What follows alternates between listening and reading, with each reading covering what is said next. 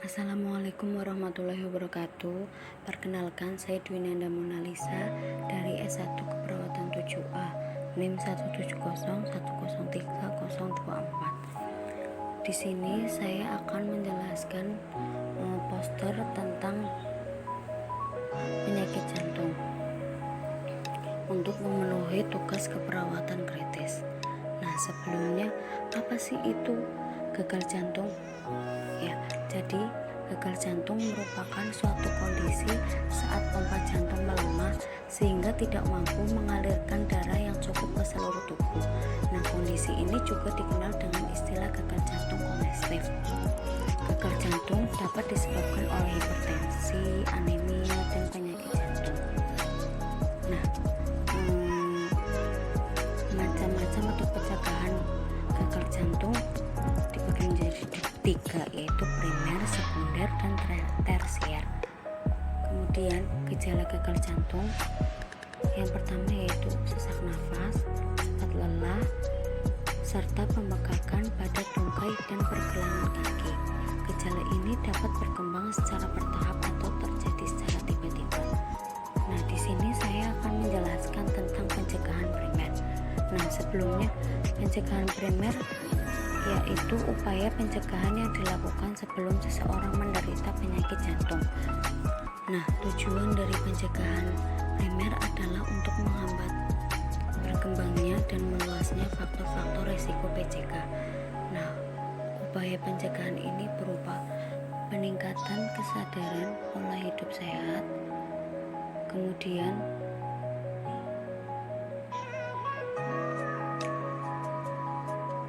upaya ini lebih baik dilakukan sejak bayi dengan tidak membiarkan bayi jadi gemuk dan merubah kriteria bayi gemuk sebagai pemenang kontes bayi sehat. Nah, biasanya kan banyak orang-orang yang bilang atau ngomong, "Ih, ampun, lucu banget kalau ada bayi gemuk itu." Padahal tidak baik atau tidak bagus untuk kesehatan bayi tersebut. Kegemukan pada bayi akan lebih memudahkan waktu ia dewasa. Demikian pula, pendidikan dan pengalaman pola hidup sehat harus dimulai sejak balita.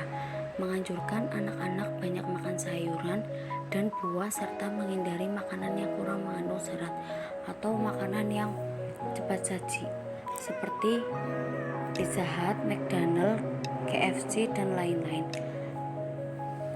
Makanan yang cepat saji seperti ini tuh sebenarnya tidak baik untuk kesehatan karena mengandung banyak kolesterol.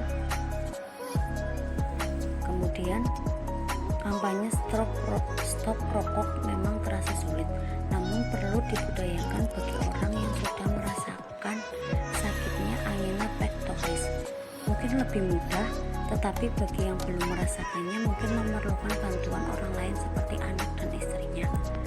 Berhenti merokok merupakan target yang harus dicapai, juga hindari asap rokok dari lingkungan, kemudian kurangi atau stop minum alkohol. Kemudian melakukan olahraga secara teratur.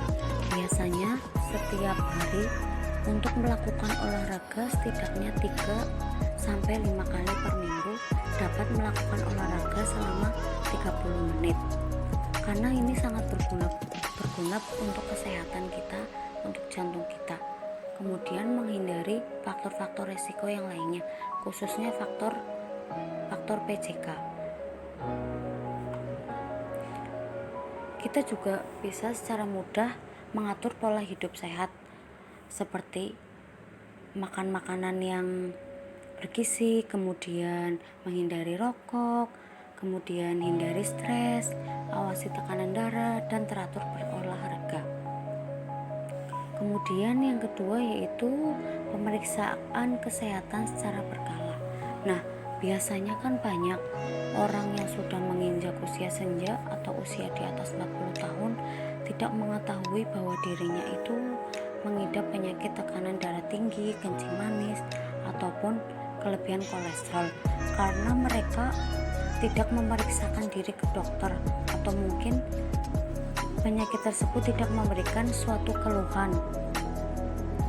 Nah, tidak tidak jarang di antara mereka ini kemudian meninggal secara mendadak karena serangan jantung, biasanya atau disebut angin duduk kalau orang tua ngomongnya seperti itu.